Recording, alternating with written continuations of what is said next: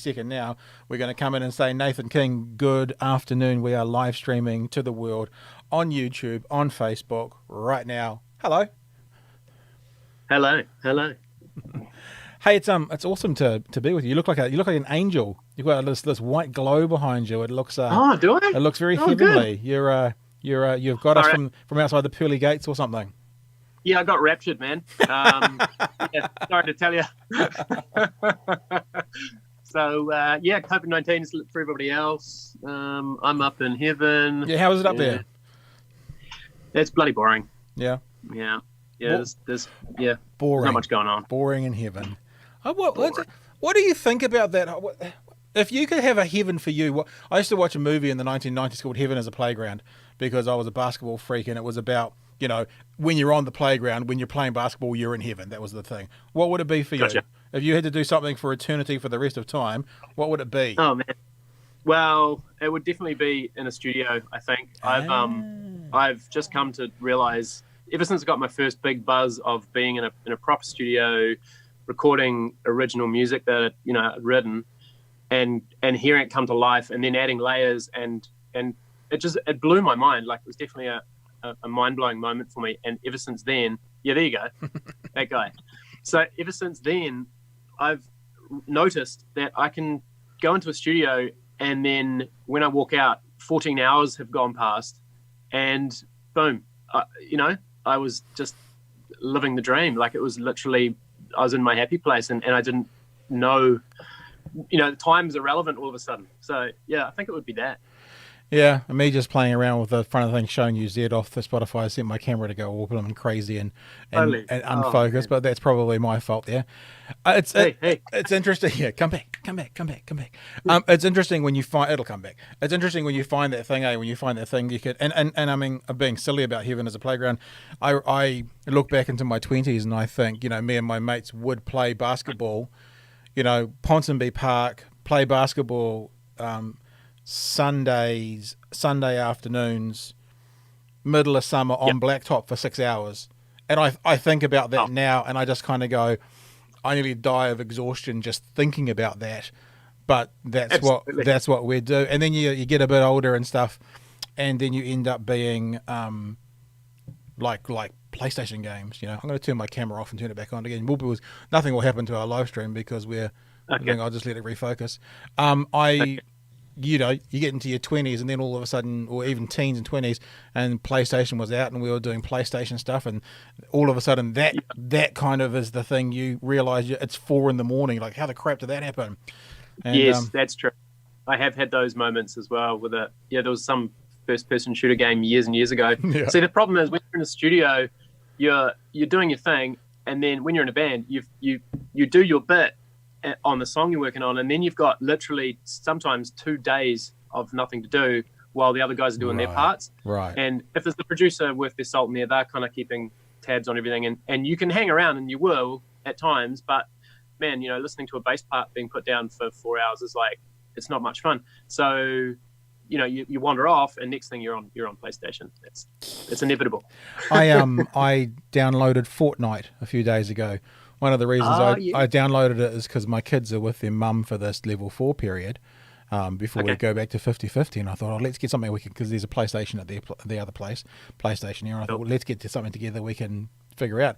We ended up not being able to figure out how to do it, but I've just been playing PlayStation a little bit for the last, and I've been playing Fortnite. And it's, as you get older, it's interesting how things change. Like, I remember playing games like Doom and, a Crash Bandicoot and these sorts of things when there was a PS2 or even a PS1. And that thing happens where you just lose track of time. And now I kind of go in and I do 2 or 3 battle royales, and I might play it for 20, 25 minutes. I'm like, that was fun. And I go and do something else. And then I'll, 2 hours later, I'm sitting there, I might have another go. And I don't know whether it's the getting old, the grey in the beard thing, growing up or whatever, but it just seems that, I'm not interested in sitting there for 7 hours playing these games anymore, but I am still having fun playing them, just in moderation. It's great. Yeah, that's cool. Yeah, maybe it's got to do with our being older and our joints don't hang in so well. So we're sitting there and we're getting sore ass after 20 minutes and we have to stop. Whereas when you're a kid, you can sit there for 7 hours and it doesn't hurt. Isn't that ironic that you're a kid, you've got all the most flexible ligaments in the world and the best bones and muscles and stuff, and you choose to use that to sit on your ass and play PlayStation rather than, going hiking in the bush or something. God, what I'd give, what I would give for my 20-year-old knees right about now. Oh yeah, man. Yeah, they're the ones that are giving me grief. Hey, I've been running a little bit more recently, just since lockdown, to keep some sanity and what have you. And man, yeah, it took a first few runs. I was like, oh, maybe I can't actually run anymore because it hurts too much. But yeah, I just sort of slowed my pace and shortened how far I was going, and it's kind of working itself out. So just blowing out the cobwebs, maybe. Yeah. Hey, I'm going to ask you a real interviewer's question. I don't do this kind of thing. In fact, it kind of makes me a bit sick when I have one of these questions pop into my head. But I've always wanted to ask this question of an artist, like a musical artist. So I because I don't do interviews anymore, and that's not how I do it. Just looking at your Spotify page reminded me of a question I've always wanted to ask an artist. And this is it, right? From I mean, and I don't want to, and no one's going to classify you as, Nathan King from Z, and that's it. You're so much, your skill and your career is so broader than that. But from Z, what do you reckon the order of the top 5 songs on Spotify are? 1 to 5. And at the moment it's most played through to least played, the top 5. What would you reckon as the lead singer they would be? Oh man, so is this a quiz question essentially? Like I'm trying to get this right. Yeah, well, I like what's the number 1 song for Z? Don't cheat. What's the number 1 song for Z on Spotify? I'm pretty confident it's Renegade Fighter. Yeah. Number 2? Yeah. It should be Glorophilia. Yep, completely. Seriously. Completely. Yeah. Number 3? Number 3, in terms of plays, I would have thought it should be Hard to Find It. Yeah, you're doing well, bro. 4 and 5. Well, and they are quite a distance apart. 161,000 players, 136. So even though that's proportionally, there's a decent distance between them. Okay, and these are different because I know there was a US version of Renegade Fighter, but are we talking about that? Yep, different songs. Right. Okay. Oh man, would it be Come On Down? No, not top 5. One of my favorites at number 5 is Oh Daisy. Okay, that's number 5, is it? Yeah, and number 4 is Driver's Side. Oh, nice. Yeah, cool. When you're working in radio, you have these ideas. Like I remember, oh gosh, what's his name? The God Delusion. The famous atheist and spiritual Dawkins. Dawkins was coming across, and there was a very, very, very small chance when I was working for ZB I was going to get a chance to maybe interview him, and I'd drawn up the questions, and this was going to be so much fun, Oh, but would you interview like that, thinking this is going to be a lot of fun? Oh yeah, completely. Wow. I'd be pooing my pants. Nah, just fun. It'll be great fun, and I mean, maybe. They talk about people who are people who are performers or want to be up the front more often than not you necessarily, because I've seen you and probably you're not this, but most of us are fairly arrogant and kind of limelight hogs. So if I can get up on stage with someone and have a chat with them and I tried to sit in Petra Bagast's coattails for several years and it didn't quite get me as far as I wanted, so I'll happily do that. Yeah.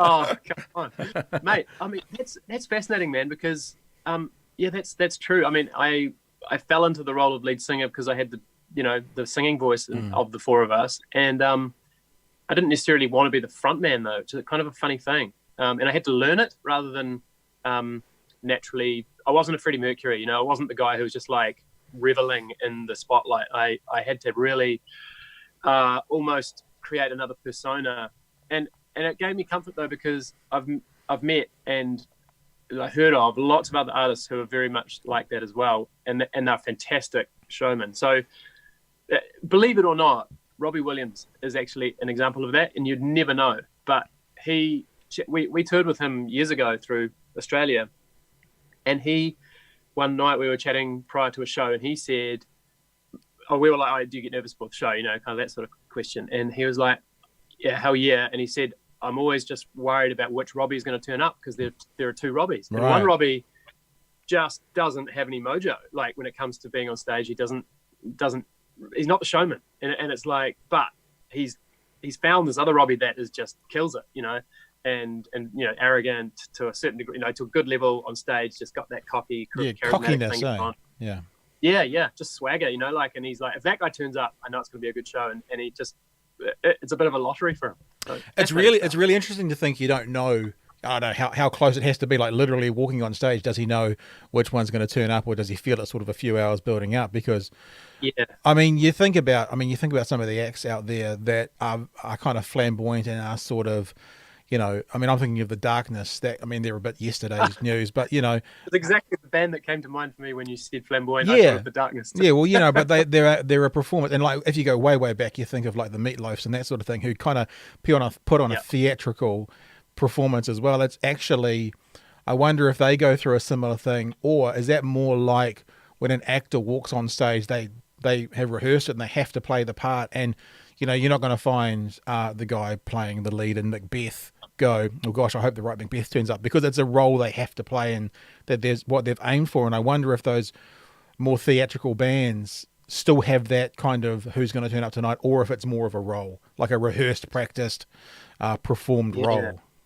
Yeah, and I wonder if it is like they're actually taking on a persona, and I guess it goes back to the Robbie thing where almost he had to put on a different hat, and like myself, it's I have to go, okay, I'm the Nathan King from Z now, and I have to have a different mentality, and I do act differently on stage to how I would normally in real life. I've often found that, like, I've done bizarre things that I would never have imagined doing on stage with a bit of cockiness.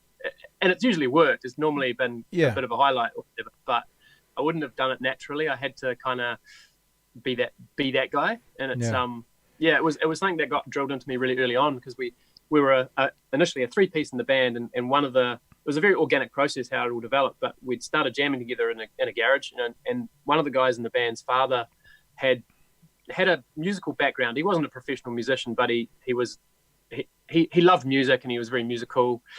And he also was a businessman, and he really drilled into us early on, hey, look, as the front man, he would sit me down and say, look, when you go out on that stage, you've got to own it. You've got to, look at these guys. He'd show me clips of Jagger and, these guys who would just completely own the stage, like they were meant to be there. And it's like, if you don't go out and do that, then people aren't going to believe you when you take the stage. They're going to be underwhelmed. It's not going to work. And initially it didn't. We had these awful first few shows where, a few dozen shows probably, where I was very timid, cautious, like not doing any of those things, and it took a lot of learning and a lot of courage to like craft what I needed to do. It's basically, what I hear you saying is, it's basically selling the narrative. I mean, the narrative is we are young, good looking rock stars, and this is the life we live, and on stage this is the story that needs to come across, because that's how we get fans, and that's how we make sales, and that's how we roll. Yeah, totally. And also, I think, because it's a real tough one, but you go on stage and you're not necessarily enjoying yourself initially. You're oftentimes quite nervous. Well, I was really nervous, but if you portray that, then the whole thing's just doomed. Whereas if you go out there and act even just for 60 seconds initially, that you're the very, very, you don't want to be anywhere else on this planet. You want to be here right now. This is the thing you want to be doing, and you can sell that. Then all of a sudden you get an injection from the crowd, and then within 60 seconds, I'm usually like, actually, there is nowhere else I'd rather be right now. This is amazing, and it just goes. It's that on some level, not that you necessarily use this phrase or do this, but it's a little bit of that fake it till you make it. Just get up there and do it, and then that becomes what you're doing. I was just thinking, actually, because I don't want our catch up and conversation to be about what we just had Jason Fuffoy on, obviously, who and we talked a bit about What Now and all that. Was great fun. We didn't just talk about what was, though, but it's made me think about the success of Z, and I mean it was massive. Mm-hmm. You know, while you were probably in prime, I was at More FM and Channel Z and those sorts of places. Cool. And it just makes me think, though, as you're talking, I'm kind of going through those amazing bands, you know, and I'm thinking about the Exponents, and I'm thinking about DD Smash, and I'm thinking about Supergroove, and I'm thinking about Zed, and I'm thinking about Stella, and they're still performing. But Yep. I'm just wondering, and even Crowded House maybe, who are probably the pinnacle of a band from out of New Zealand, but we don't seem to have really any bands that have done that whole kind of start off, grow, and then stay. I mean, off the top of your head, can you think of a band that's really continued on and, you know, has done 20 or 30 or 40 years in New Zealand? I mean, you could say Crowded House, but they're not really around anymore. Are there any? Yeah. And if there's not, why not? Why don't we have a couple of them? Yeah. Yeah. There's often been big patches where they've gone off and done other things and maybe reformed. Then you'll get the likes of your, you know, like Dragon or something like that. But man, in that period of time, you get members dying and stuff. So Yeah. you know, that's just life that happens. Yeah, we haven't got those sort of journeyman bands that have really gone the real distance. I guess Dave Dobbin's just done it in various permutations, but But he's no, really you're right, he's man. but It's a he's good really question. been a solo artist since the late 80s, hasn't he? Yeah, you know, you're correct. I mean, I take my hat off to the Feelers because they started a few years True. before us, and they've rolled through. You know, they still perform live. They haven't written a lot of new material in the last few years, but man, what a back catalogue. Is it? Do you think part of it's a money thing? I mean, you know, when you're in your 20s and stuff, and you can doss down in a back of a van, and it's not a big deal, and you don't care about it. But then you get into your 30s and 40s. Like I had John Toogood. He was my first podcast of coming back this year, and Right. they're still doing it. But you know, they're all obviously doing other things. You don't, and I'm not suggesting. I'm thinking proportionally. So I'm not going, we need to be as successful as the Rolling Stones or U2 or Aerosmith or, you know, these bands that are still around. But there's not even You don't. there's not even a New Zealand version proportionally of that. And I wonder if it's that, you know, you're 19 or, I mean, the guys from Supergroove were 16 and 17. You know, Yeah. you don't need to earn any money, and you don't need to, you know, do very much at all. You're just having fun with your boys. But then when you're 40 and, you know, you're a chiropractor or you're living in whatever, or it's a bit more difficult. And because of our economy and because of the size of New Zealand, you can't have, you know, 6 guys, 3 guys, 4 guys, whatever, having 4 Yeah. salaries off the amount of money made in New Zealand consistently from music. You might get it for a period. You know, you might have an album Yeah. that drops that gets you 2, 3, 4 number ones and a good. I mean, okay, 660, perfect example. You know, Yeah. they've done two big. I mean, but will 660 still be doing that in 5 years from now? I mean, I hope so. But looking at the research via the other bands, they've probably got a lifespan. Yeah, they're probably got a lifespan, but they're the exception to the rule that I've ever seen. I mean, you've got your Fat Furities drop and those kind of bands that manage to just keep going and touring hard for years and years and years, getting a really great, strong live following. But 660 have changed the paradigm completely because they've done, you know, stadiums and Yeah, the twice. dollars involved. Yeah, the dollars that come from that are totally like they're not next level. They're like next level. You know. Yeah, I won't say finance. I won't say who it was because I don't know whether it was in the podcast or after the podcast. But I was talking to another New Zealand musician, and they basically made the point that, you know, with those Western Springs gigs, each of the boys in 660 are bringing home kind of house purchasing money. And you're like, yeah, that's what you want. I mean, you want to be able to, if you can't be Lord, you know, and make 25 million off one song sort of thing, you want to be, if I set myself up with this current album or this current time, then I can make those choices in my 40s to stay with it because I don't need quite the same income to service a massive mortgage or whatever. Yeah, exactly. Just going back to the kind of the first point you made, I think it is money is a big factor. We found, like from our experience, that we had some success initially and had some, you know, reasonable income. We weren't rolling in it, but we were comfortable enough to keep going with this whole journey, and so everyone was keen.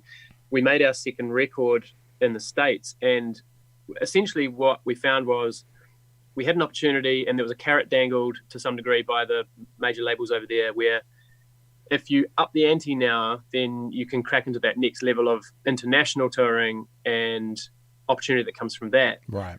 But the big caveat was, to get there, you were probably, and we chose this road, you're probably going to have to spend a bunch of cash, almost betting that you're going to succeed. Yep. And that's where it's a bit of a make or break. And I think there's probably 6 or 7 reasons why we decided to pull the pin as a band back in mid 2000s, but one of them was definitely financial, because we did lay down that bet that, okay, let's go for the big kahunas here and see if we can make this work. And we went over to the States, spent a lot of money on the second record, spent a lot of money on music videos, a bunch of touring in various places through Europe and so forth. But it's expensive. Like, you're often, to get exposure, you're paying in lots of different ways to get opportunities and so forth. And it nearly paid off. Like, we had some really great little wins, but it was just like the sum total didn't add up to enough. So by the time we'd finished our second record, we were like, oh man, that was a rinsing, and are we prepared to go again? It was like, oh, not sure. So yeah. I mean, if people want to understand more about that, they should look through my back catalogue of podcasts and hear from Martin Phillips from the Chills. He will explain that story. And, if you've seen his documentary as well on the Chills. Looking forward to it. Yeah, you should totally see it. At one point, he shows his residual check coming through, and all that he's getting from his residual check is a certain amount off his debt still from trying to make it into the US. So, completely get it. I wonder as well, in this day and age today, I mean, we just mentioned Lorde, but, she basically made a couple of her songs, certainly the first few, for next to nothing in the bedroom. Or you think about, it was a few years ago now, but the Daniel Bedingfield getting a #1 UK with a song basically from his bedroom.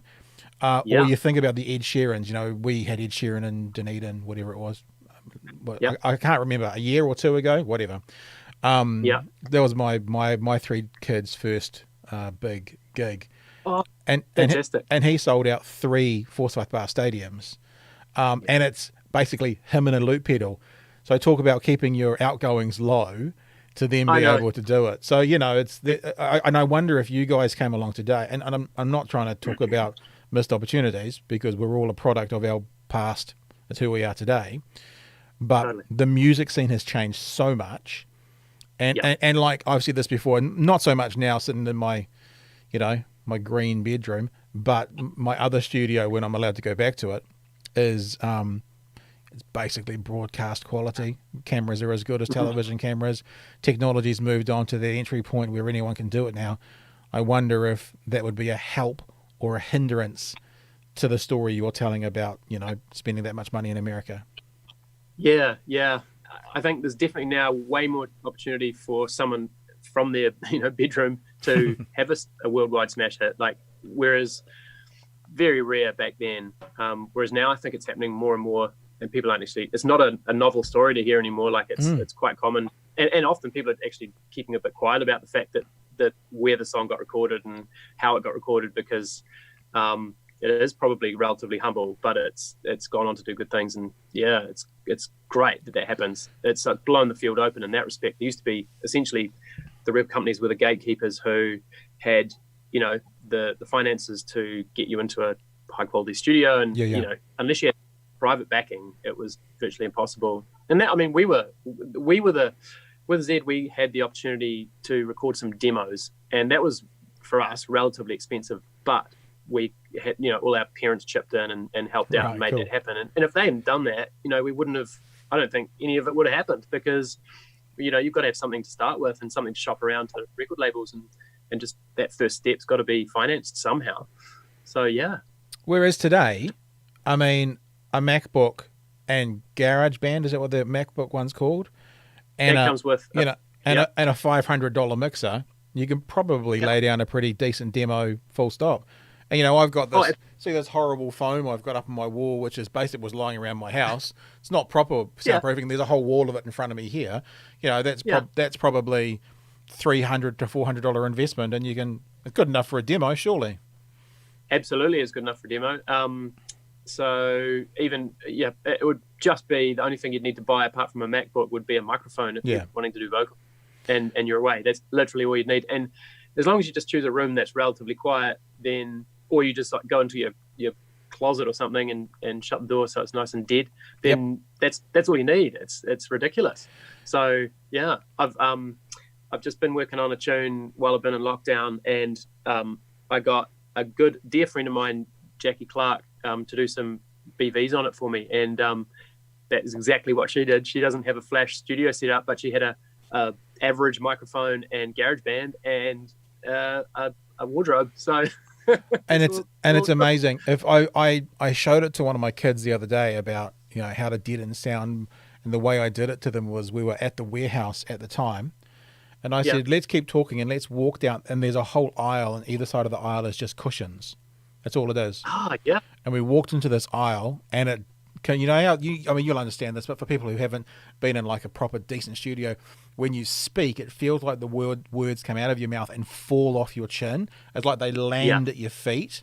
And going through this aisle at the warehouse, it completely did it.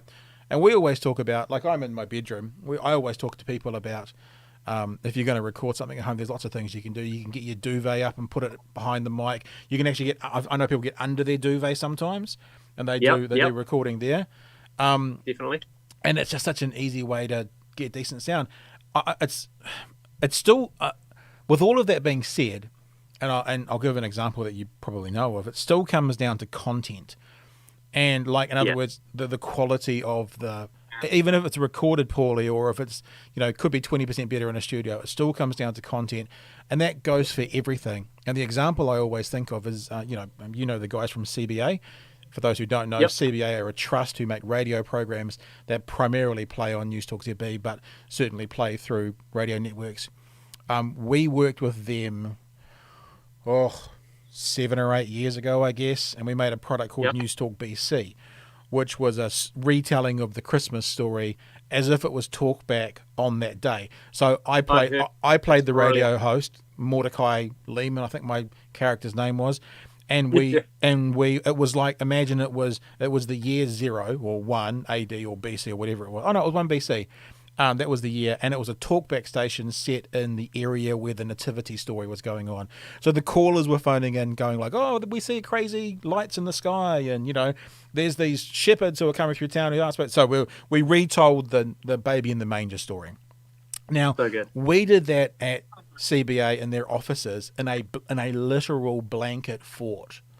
The guys there built a fort using cushions and couches and blankets, and I had to duck to get into it and walk in and sit down, and we had blankets around us.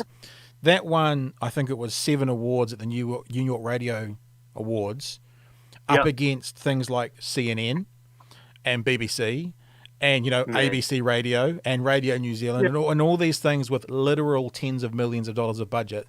And because the content was what resonated, the blanket fort was enough to compare the quality of sound, but the content was still the thing that got the kudos, So it still does come back to that old horrible radio adage that content is king.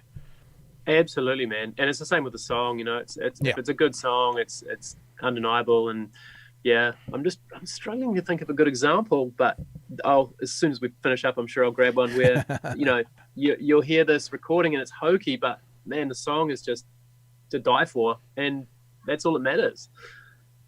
I can't. It's easier to relate that to like watching a movie for me. Like I'd rather watch a terrible version of Training Day, fantastic movie, Denzel Washington, legendary. I'd rather watch a black and white grainy version of that than some 4K amazing, amazing quality of product, picture. Green screen. No story. That's got the worst story in the world. I'd rather watch the crappy version of Training Day. Thanks very much.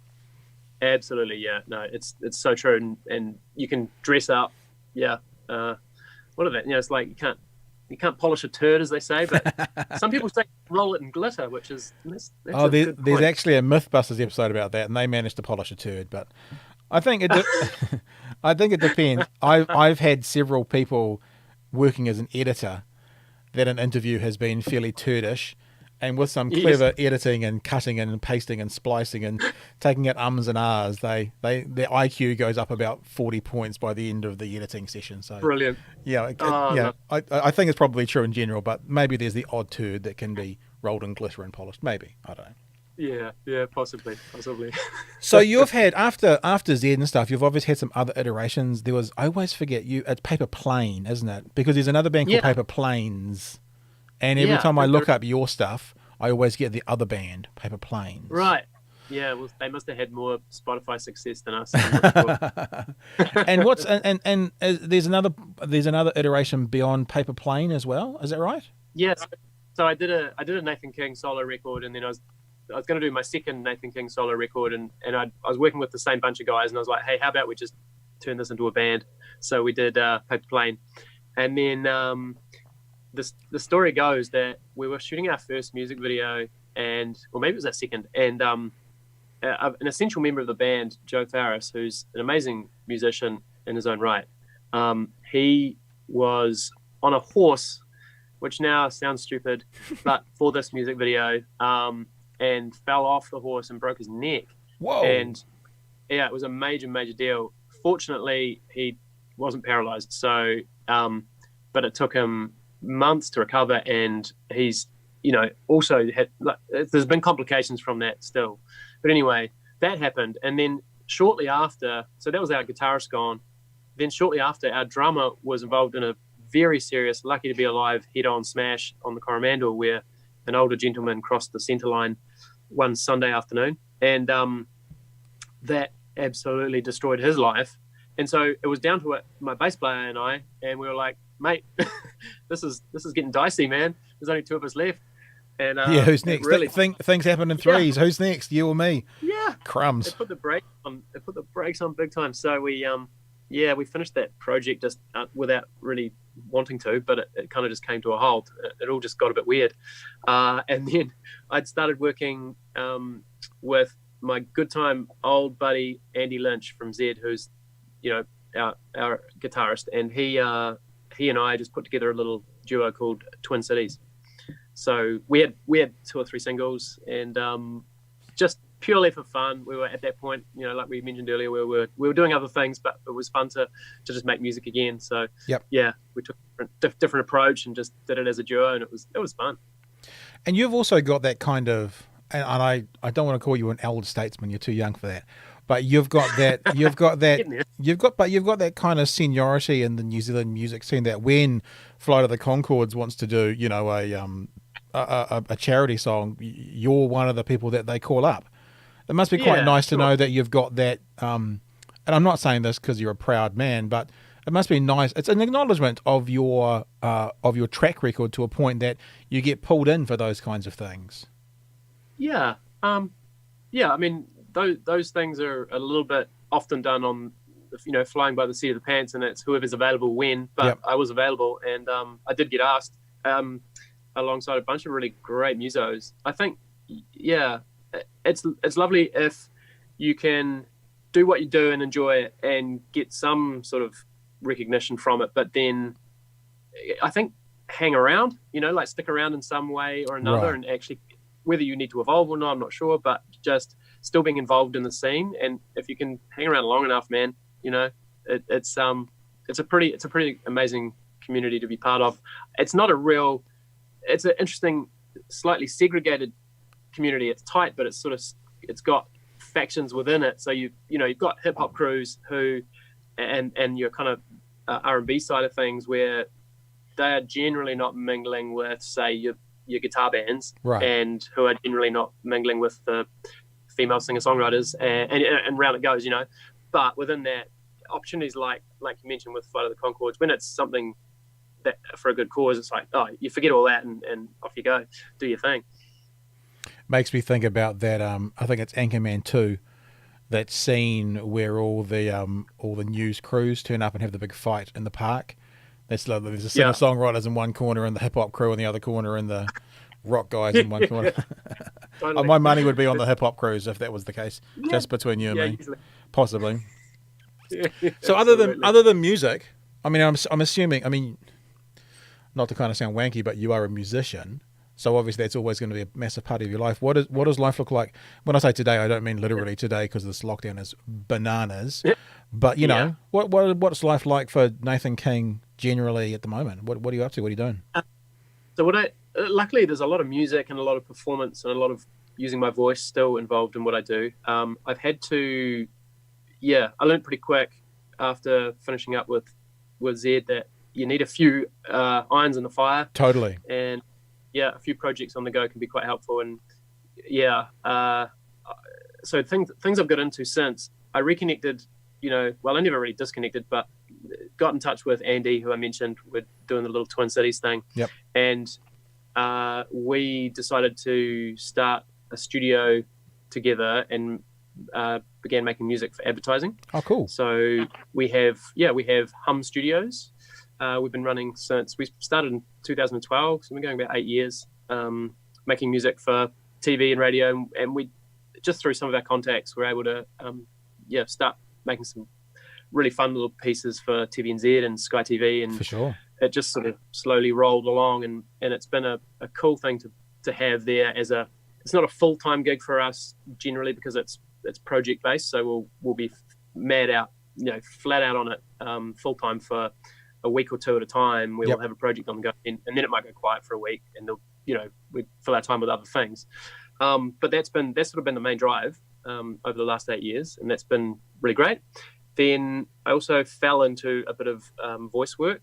So I have been for the last 4 years the voice for Prime TV, which has been amazing. I did not know that. That's very cool. That's a good gig. Voiceover work. Gig. It's I love it. I actually have really enjoyed trying to improve my craft on the voiceover side of things, and also it only takes generally 20 to 30 minutes of my day. So, but it's Monday to Friday, which is really cool as well. I wasn't sort of sure how that would all technically work for them, whether they just require me once a week to do a bunch of scripts, or whether it would be twice a week, but it turns out it's 5 days a week. Yeah, so really what I used to do radio with Brent Harbour, who at that time was also the voice of TV3 when I was working at More FM, and he would, like on his way to work, on his way to More FM, which he'd get there at about midday-ish sort of thing, he'd go to TV3 for half an hour every day and they'd voice stuff. How does it work for you? Are you going in there? Do you use a studio at home? What's the story? Yeah. So I have traditionally been going in for the last 4 years, but since lockdown, fortunately, being an engineer of a studio of my own, I'm able to connect everything together and actually supply what they need from home, which has been a real bonus because, I don't know. I think in theory we're meant to be essential workers, but I don't think any of the voiceover crew at Sky TV who own Prime, whether they've actually been allowed into Sky TV, they've had to go to a sort of almost like a secure facility that's kind of cleaned between voiceover artists and all of that, because obviously right up personal on a mic, there's a little bit of phlegm gets involved every now and again on a pop filter, so all of those things got to be taken care of. I wonder as well, this thing we're on right now, people may not be aware because they're looking at you can't see it, but you'll have a look when we're finished. There's a beautiful surround around this Zoom, and it's branded with the Department of Conversation all over it, but we're just using Zoom. And I wonder now that this has become, I mean, we've always had Skype, so this is not a new thing, but now that it's become so prevalent, I wonder, I mean, because I'm on my mic going through a desk, me coming to you is basically studio sound, is that actually we can do voiceover work from home whilst we're Skyping with the studio, and then they can give complete direction and just shut their mic off when we're doing a voiceover bit. It's going to open even though this has always been there, it's taken this to open the world to it. Yeah, absolutely. Like in the sort of more mainstream, I guess, like I do know of guys. I got a friend who is based up in the far north, and he's managed to get himself a reasonable internet connection. He's built a little cabin and soundproofed it, and he uses a thing called Source Connect, and he connects with clients all over the world to do voiceover ads. Basically it's a full-time gig now, which is incredible. But I had a question for you, Pat. Yeah. That is the strange phenomenon. No one, I just can't understand it, and no one's given me a good answer. But what happened, Scott, like you mentioned, Skype was the video talking method for the world up until this came along almost. and then suddenly it's like it died, and Zoom is all there is. No one uses Skype. What? How can that turn on a dime? Well, not to get too technical here, that'll bore everyone, but maybe as an engineer you'll appreciate this. We're using software for broadcasting called OBS, and OBS is great for streaming, and it's a very simple software and anyone can use it. It has a plugin for Skype, so I could use, when I say the technical director of this podcast, Jason, not me. I could push the buttons, he could set it up because I'm a bit of a moron when it comes to setting things up. Cool. But he can use Skype as a camera input into OBS. And then it can actually, rather than this thing at the moment, which is just static between you and me, that can then be used to go backwards and forwards as if it was a camera. Okay. But I also think what that means is Skype is more advanced, actually, and Skype is better for one-on-one. And I think where Zoom has taken off is, my kids are with their mum, and 7 of them get on to hang out. I was going to say 10-year-old. I've lost so track of my 10-year-old is having a meeting every morning with her teacher, and it's the whole class. So there's 30 kids on Zoom and the teacher. Zoom.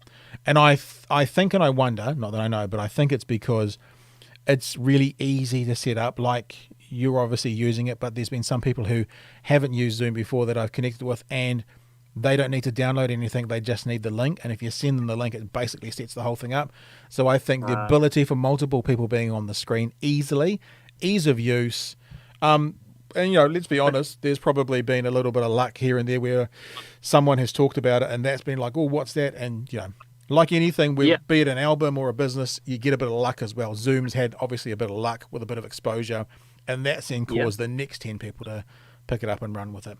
So that's what I think. Yeah. I think probably the multiple people using it and the ease of use for using it and a bit of luck is the reason, because Skype's still there. Okay. Yeah, exactly. My only theory was that Zoom were clever and they called them meetings. When it's like when you don't have a call on a Zoom, you meet. Yeah. And so then that sounds business, and then all of a sudden you get all these business people using Zoom instead of Skype because they're having a meeting, and that was all it took, was maybe just the change of one word. Yeah, potentially. And I think I mean, it'd be interesting to track back through this. When did you first start hearing about it? Because I hadn't used Zoom before this. I mostly was doing podcasts with people in real life. I had done one via Skype with it was after the Christchurch shooting, and I connected with a former white supremacist who was now, working with MSNBC and traveling the world, preaching about love and speaking against white supremacy, and he was just too good not to have on. So I Skyped with him. But other than that, I've now done, I think, about 13 of these from my bedroom. It's the first time I've used anything other than that one. And it seems easy. It does seem easy. And because, I'm the only person here, I basically push start and stop on a machine and everything goes, and it feels, part of it is, it feels easy. It feels easy. And if something feels easy, it's like when I moved from, and I don't know if you're the same, but I went from Windows-based computers to Macs, and everyone's always saying, oh, Macs are so intuitive, they're so easy to use. And like all of a sudden, all my audio inputs just worked. Like I didn't have to go tutuing with the Windows setup and that to get stuff to work. I just plugged them in, and the Mac went, I can do that. It was intuitive, and I wonder if Zoom's a bit more like that. I don't know. Bit more idiot-proof. That's a good thing. Yeah, I mean, if my father can pretty much do it, it's idiot-proof. God bless his heart. But he's like, the Zoom thing. But he's hilarious. He calls we don't say Uber anymore. We say Uber. Because the first few times I flew back to Auckland, I told him I'd caught an Uber, and he goes, oh, yeah, so tell me about the Uber. So now they're Ubers. So we catch Ubers, not Ubers. That's good. I'll have to remember that. I love it. Yeah, so I don't know, but I mean, there was a while, I don't know whether it was a joke or a meme, but if it wasn't, I could understand it. They were saying that, the US economy was crashing, other than Netflix stocks and Zoom stocks were the only things that seemed that were going up, and you kind of go, you can see why. Totally understand why. Yeah, absolutely. But this technology is not new. We had Skype and Periscope, and although Periscope's more a broadcast too rather than a connect with. But for some, I mean, you could probably say back in the late 70s, there was VHS and Betamax tapes coming out at the same time, and for some reason, people went towards VHS and Betamax disappeared. Yeah. For some reason, people have gone towards Zoom. Yeah, and even with like MySpace being, you know, what everybody used, and then boom, it died on a dime as well. And yeah. Yeah, Bebo. Well, do you remember Bebo? Yeah. Bebo was one of those Bebo as well. Yeah, exactly. It's incredible. So I guess Facebook is so ubiquitous now, and they've got a really good anchor and foothold, but even they must still understand that it can change. Totally. And that not to rest on their laurels, eh? I think that's why you see them buying up other companies. Twitter's doing it as well. And they're either buying them up to close them down. I mean, someone said to me the other day that when was the last time Facebook invented something rather than acquiring something? Yeah. And so that seems to be their path at the moment.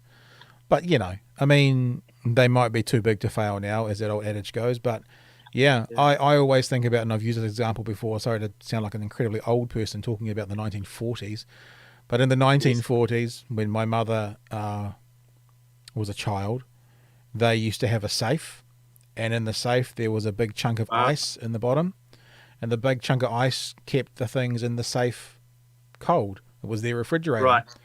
Yeah. And then of course, refrigerators came along. And what that meant, that there was no need for the Iceman anymore. So he either adapted or he disappeared. Maybe a new modern version of that is Kodak film, you know?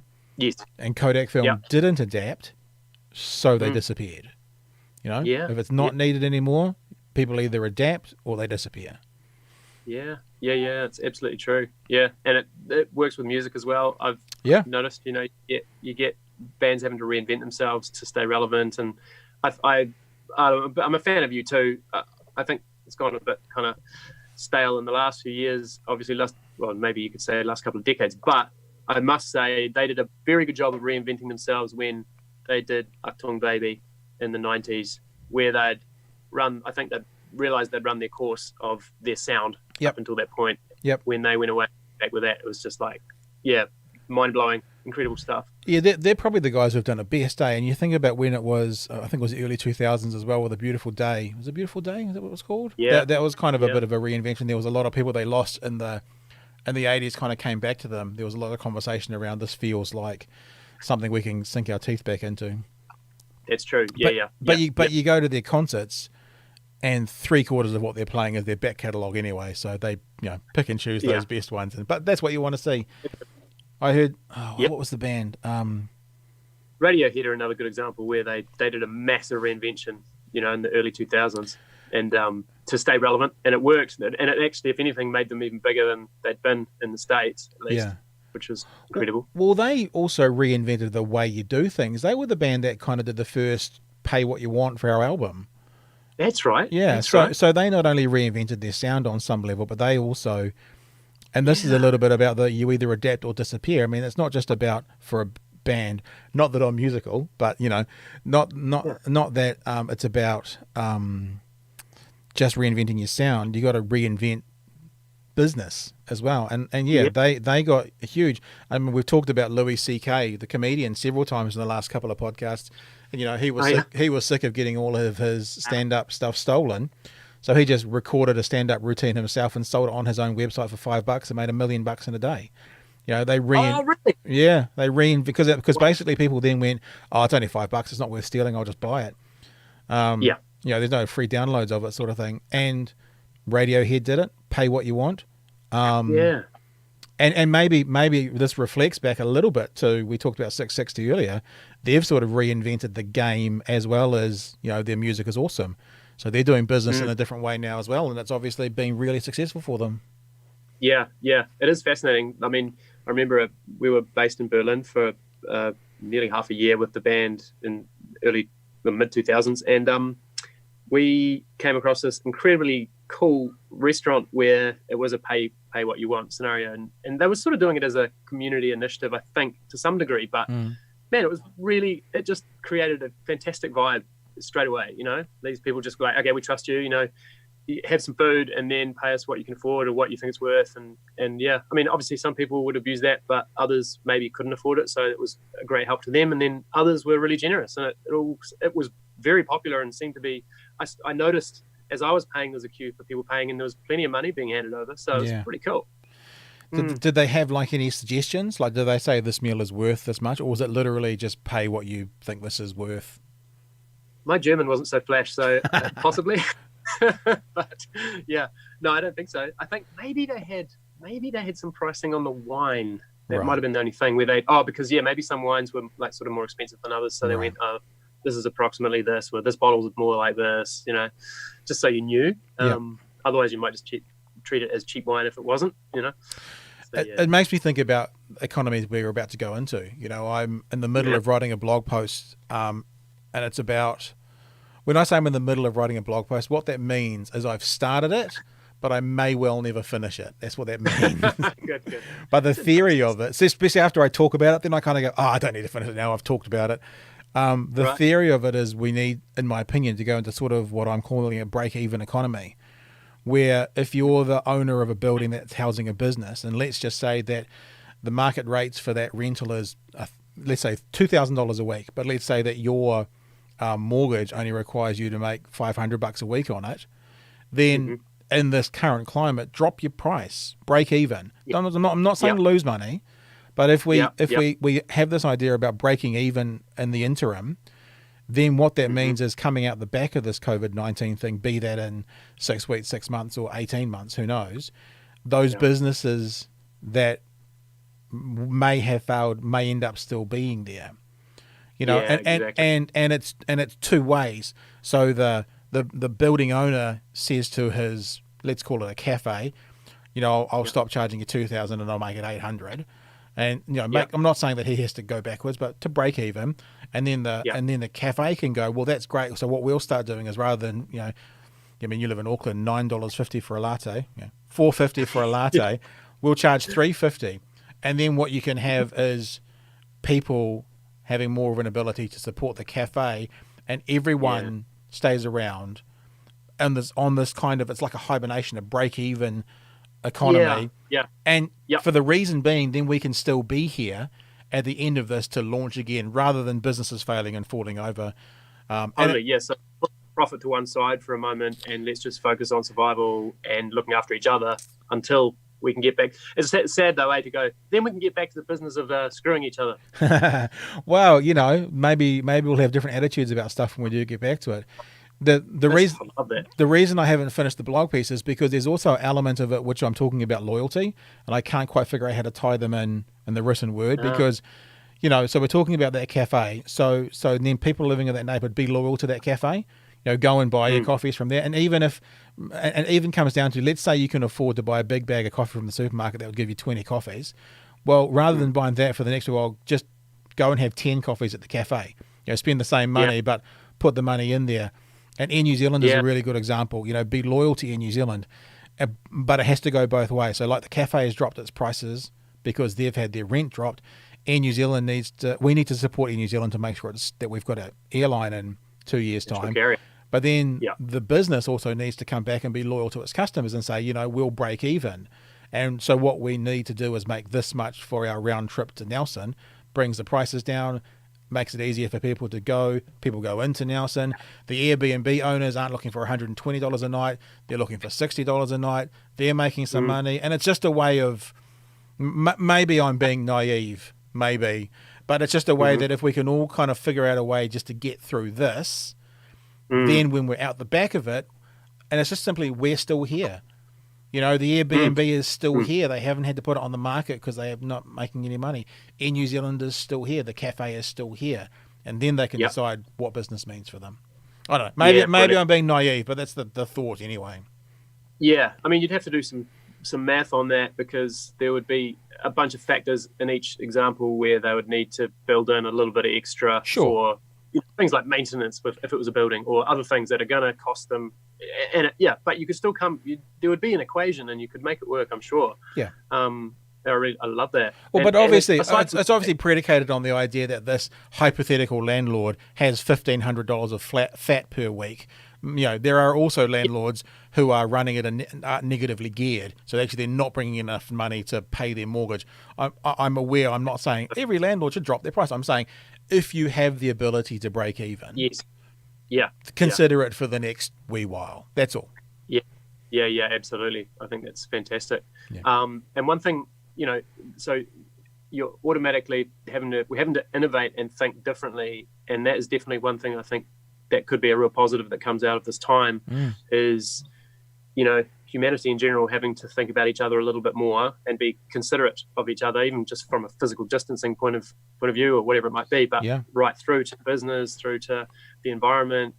It was really interesting. I just caught a snippet of some talking heads this morning who were discussing sort of New Zealand post COVID-19, and it happened to be Rod Drury, who's the Zero guy on there, and I just heard him talking about how about as an idea that we look to crank right up the capacity we have for storing water in New Zealand, because it's something we have as a resource that some countries don't have. It's something we have sitting there. We have tons of rain, and we also have lots of hills. And it's like, at the moment, we have the capacity to hold enough water for New Zealand. And if it stops raining everywhere, I don't know I can't remember, it was like 3 or 4 weeks or something, and we're gone. And he's like, what if we were to crank that right up and have, so he's talking about building dams, but the sort of flip, well, I guess what can happen from there is that we could look at using electricity a lot more than some of the other methods that we use to with hydro, rather than having to use some of our other methods like burning coal to produce power, and actually become a lot cleaner country in the process. And it was interesting for me, because then he was sort of going, the flow-on effect of that might be that if power comes right down, then you get a whole lot more people interested in potentially, if we can make it work, getting electric vehicles going. And he even started talking about like the connection to New Zealand you just mentioned, getting electric flight happening, because we've got a lot of power in the country, and maybe not internationally, but certainly nationally, regionally, we could get battery powered planes happening. And man, imagine that, that would be fantastic. Yep. And I guess as a little country, we have the opportunity to be a little independent, self-determining country. We sort of, and being the grocery store for the world in some parts, we're lucky enough that we probably have the ability to make some of these decisions for the next 50 years that some other countries can't. I mean, we've talked a couple of times over the last couple of weeks about how the US is basically the same as the EU. The EU is independent countries with a governing body, the EU. The US is independent states with a governing body being the federal government.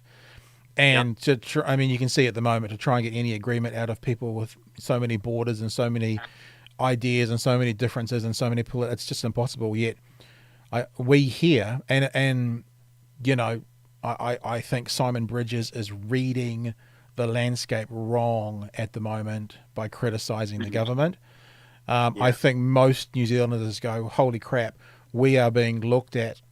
No one sees it's perfect, right?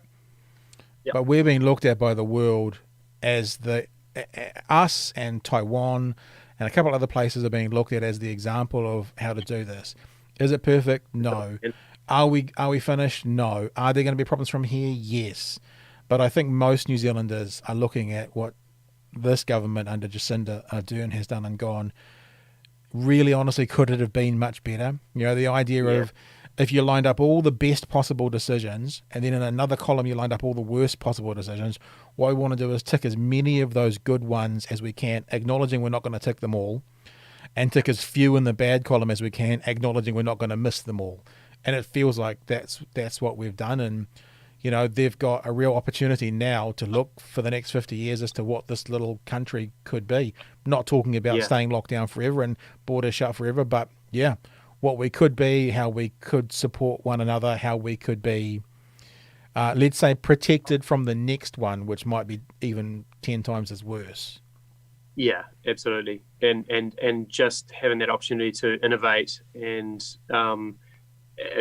everyone's had to take a breather, and a lot of people aren't able to do what they normally do. And in that space, it's like been really interesting just to see ideas that have started to pop out for ways in which life could be different. It is amazing. And it's incredible because there is that opportunity for the world to really evolve quite substantially within the next 12 months. And even just looking at the way economies work and in lots of ways how broken, our capitalistic society is in lots of ways. The fact we just don't look after the bottom chunk of society very well in lots of parts of the world. And, it goes on from there. It's like the crazy profits at the top and all of that. Interesting stuff. Look, America is fucked with this thing and the way they're broken up. I mean, the CDC came out yesterday saying, guys, this is going to get worse when winter comes around. Winter's 6 months away from them. They can already see that what they're doing now is going to be worse. And there was something else today. I think it's Georgia is opening up, and they basically there's a modelling that says unless Georgia stays down until the second week of June, they're going to go into a terrible time. And they're opening up at the moment. I've never been happier. I mean, I've always been happy to live in this country, but I've never been happier than I am right now to live in this country. And, as I said, no perfect outcome. Governments are going to make mistakes. Parties are going to make mistakes. Decisions are going to be wrong. But if we can tick as many of those good decisions in that column and tick as few of those bad decisions in that column, then that's how we come out of this as good as we can. No one says perfect. No one says, but as good as we can come out of it. That's how we do it. Yeah. And in theory, we should be able, we're ideally suited to come out pretty well. With the way that we've done things, which is great, but B, just our geography and the fact we're isolated. It's never been a better time to be at the bottom of the world. So definitely. Hey, Nathan King, we've been talking for over an hour. This is a little TARDIS and it flies by. Have we? Yeah. Oh, my goodness. Oh, yeah. Well, I must have been having fun, mate. Yeah. Yeah, well, the beauty about all of this now is there is no reason not to do it again. See, the reason that sometimes I think you get called into the AM show to be a commentator and I don't is I say things like, I wouldn't go down well with Duncan going, America is fucked. That wouldn't work so well at 7:45 on TV3. Yeah, maybe not, but you never know. Hey, dude, thanks so much for jumping in. Cool. It's been a lot of fun. I do feel like we could talk for another hour if we wanted to, but you're at home in isolation with your missus and your family, so it's not appropriate to keep you here any longer. But in the next few months, maybe we'll catch up again. Maybe we'll do it again. Maybe you can come and be my commentator on what's happening in the world at some stage as well. That would be great, man. No, I've really enjoyed it, and thank you for having me on.